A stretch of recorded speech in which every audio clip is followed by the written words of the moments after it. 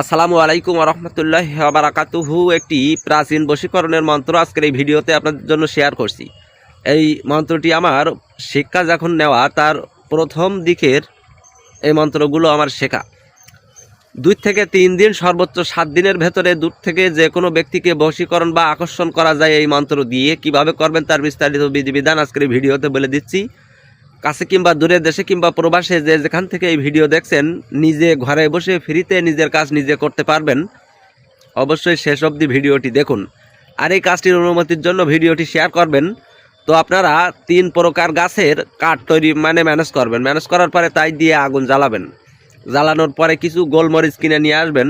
সেই গোলমরিচের উপরে এখন যে ভিডিওতে মন্ত্রটি বলে দিচ্ছি, এই মন্ত্রটি একবার করে পড়বেন, একটি করে ফু দেবেন আর আগুনে মারবেন। এইভাবে 101টা। 1 দিন 2 দিন 3 দিন করা লাগবে না, তার ভেতরে রেজাল্ট চলে আসে ইনশাআল্লাহ। মন্ত্রটি হচ্ছে লাহুদ মাসুদ মালাকুত জাবরুত নাফরুতের টান, বাবা আদম মা হাওয়া মাইরা দিলাম জমের ধাওয়া, আসবি তো অমুক অমুকের কাছে আয় আর না আসবি তো তুইলা দিলাম ধর্মের জ্ঞান।